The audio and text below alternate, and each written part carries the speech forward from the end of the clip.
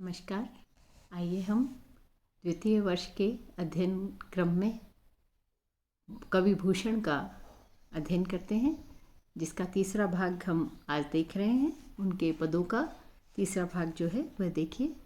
ऊंचे घोर मंदिर के अंदर रहने वाली, ऊंचे घोर मंदिर के अंदर रहाती है। ये बहुत ही प्रसिद्ध पद है और कवि के जो यमक का जो चमत्कार भूषण कवि ने किया है वैसा अन्यत्र दुर्लभ है और ये इसीलिए विशेष पद है। और इसमें हर पंक्ति के अंदर कवि ने यमक के चमत्कार को उद्घोषित किया है, बताया है यमक का चमत्कार कि अलंकार कितना सुंदर बना देता है भाषा को और प्रसंग को, दोनों को ही। तो इस यमक के सौंदर्य वाले अलंकार, इस पद को हम देखते हैं। ऊंचे घोर मंदिर के अंदर रहने वाली, यह प्रसंग उस समय का है जब शिवाजी के जो शौर्य था उस शौर्य से भयभीत होकर मुगल सल्तनत के शासक ही नहीं अपितु उनकी बेगमें भी अत्यंत व्याकुल हो गई थी और उनकी स्थिति कैसी हुई यह इस पद में बताया है। जो बेगम, जो रानियाँ, बादशाहों की जो स्त्रियां थी, वो जो ऊंची ऊंची महलों के अंदर रहने वाली थी, वो आज शिवाजी के भय से ऊंचे ऊंचे पहाड़ों के अंदर जाकर छिप गई है, पहाड़ों की गुफाओं में जाकर छिप गई है। तो देखिए, मंदिर शब्द यहाँ पर यमक अलंकार का द्योतक है। पहले में ऊंचे महल और दूसरे में मंदिर है, ऊंचे पर्वतों की गुफाएं, वहाँ जाकर वो रहने लगी है।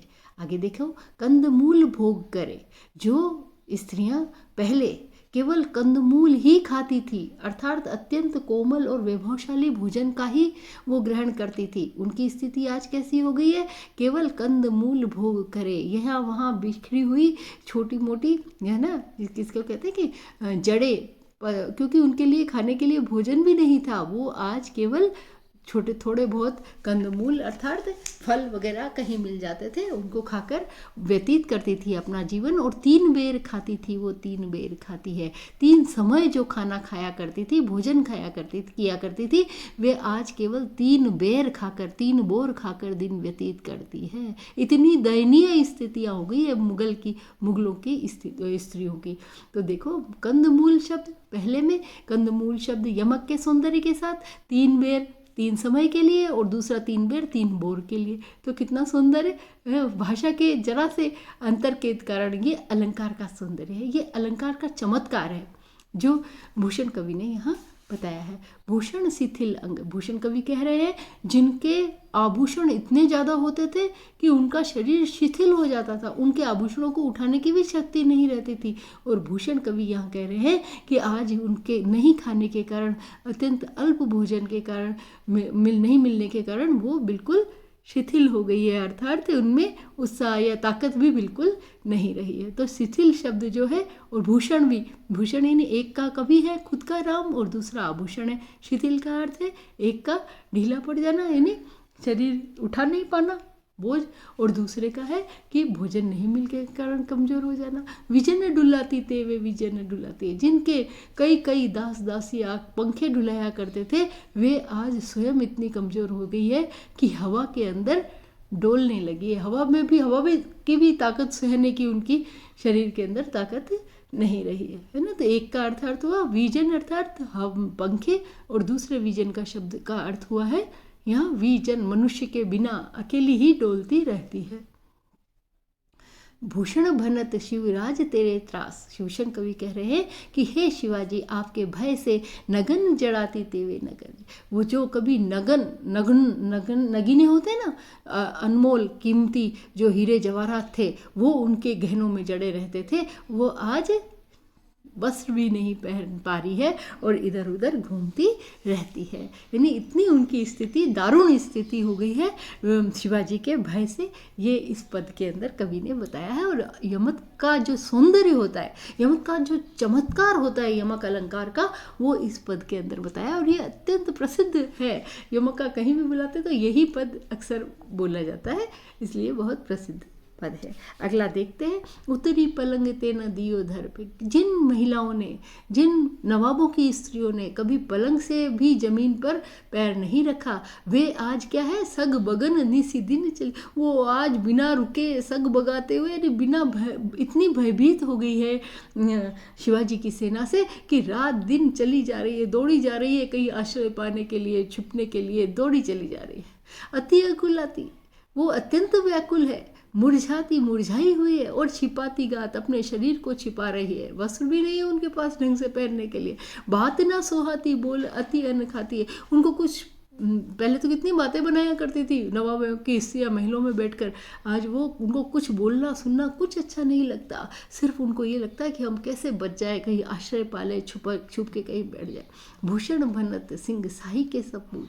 भूषण कवि कह रहे हैं कि जो वास्तविक शेर है, सच्चा शेर है, और जो जो कह रहे हैं शिव जी का सच्चा सपूत है, ऐसे के लिए तेरी धाक सुने अरी नारी बिललाती है। तेरे धाक को सुनकर शत्रु की जो स्त्रियां हैं अत्यंत बिलला रही है, व्याकुल हो रही है, दारुण हो रही है। जो जोन में नहीं जाती, जो चांदनी में भी कभी नहीं निकलती थी, वे धूप में आज बिना रुके चली जा रही है। कोई करे घाती को रोती पीटी छापे। कोई घात कर रही है चुपचाप, अपना किसी प्रकार के छल छद्म कर रही है, और कोई छाती पीट पीट के रो रही है। अर्थात दोनों स्थितियों का वर्णन और शिवाजी के शौर्य का वर्णन इस पद के अंदर साफ दिखाई दे रहा है। तो भूषण कवि ने शिवाजी का शौर्य का वर्णन न केवल बादशाहों तक कहा है, बल्कि उनके घर की स्त्रियों तक भी इतना विशद वर्णन उन्होंने यथा तथ्य ये तो नहीं कह सकते, लेकिन बहुत ही सुंदर शब्दों के अंदर उन्होंने वर्णन किया है। अगला पद देखते हैं, सबन के ऊपर जो शिवाजी सबके ऊपर रहकर शासक, श्रेष्ठ शासक बनने के योग्य है, उसको आज औरंगजेब ने पिंजरे के भीतर खड़ा कर दिया है। ताही खरो कियो जंग जीरिन के नियरे, जिसने उन्होंने पिंजरे के जीरिन नहीं, जारी नहीं है, तो पंजरे के शलाखों के पीछे उसको आज खड़ा कर दिया है। जानी गेर मिसिल गुस्सेल गुस्साधारी हो। ये बात सुनकर शिवाजी को अत्यंत गुस्सा आया हुआ है कि उनको धोखे के साथ, धोखे के कारण उनको गुलाम बना, उनको बंदी बना लिया और पिंजरे के भीतर खड़ा कर दिया। तो इस कारण से उन्होंने न तो उनको सलाम किया और न ही उनसे शीतल यानी मधुरता से बात करी। अत्यंत गुस्सा आया हुआ था। भूषण कवि कह रहे हैं कि महावीर बल करने लगे। वो महावीर शिवाजी जो है वो अत्यंत बल खाने लगा, अपने शौर्य को दिखाने लगा। सारी बात साई के उड़ाए गए जी। जैसे ही वो क्रोधित हुए शिवाजी, तो सारे जो बादशाहों के जो बैठे हुए थे सामंत वगैरह, उनके वजीर वगैरह, वो सब के सब डर गए, भयभीत हो गए अपने मन के अंदर, जियरे यानी हृदय के अंदर। तमक के लाल मुख शिवा को निरख, चमचमाता हुआ शिवाजी का क्रोध से भरा हुआ लाल चेहरा देखकर शाह मुख नौरंग सिपाह, शाह का मुख जो है वो स्याह काला पड़ गया। किसका? नौरंग, औरंगजेब का रंग काला पड़ गया और सिपाहियों का मुंह पीला पड़ गया। तो ये जो ओज का वर्णन यहाँ पर किया गया है, भाषा जो है ओज गुण युक्त है, और इसके अंदर यहाँ पर वर्णन किया गया है शिवाजी की शौर्यता का। वो पिंजरे के अंदर बंदी है, फिर भी उनके चेहरे से उनका तेज चमक रहा है। अगला पद देखते हैं आप, इंद्र जिमी जम्ब पर बाढ़ सुअम्ब पर। जिस प्रकार से इंद्र का सारे संसार के ऊपर प्रभाव रहता है, वर्षा आने पर जैसा रहता है जिस प्रकार से रहता है, पर और बाढ़ सुअम्ब पर जिस प्रकार समुद्र के ऊपर बड़वाग्नि का पूरा दावा रहता है। बड़वाग्नि लग जाए तो समुद्र उससे बच नहीं पाता। रावण सदम्भ पर, घमंडी रावण के ऊपर किसका? रघुकुल का राज है, राम का राज हमेशा रहता है।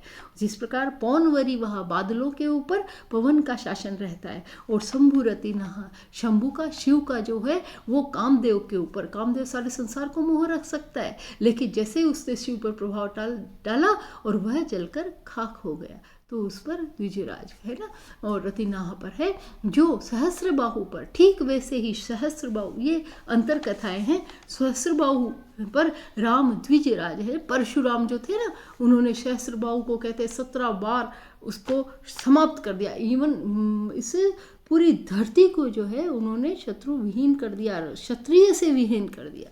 इतना उन्हें सहस्रबाहु के अत्याचारों का पूरी तरह से समाप्त कर दिया उन्होंने।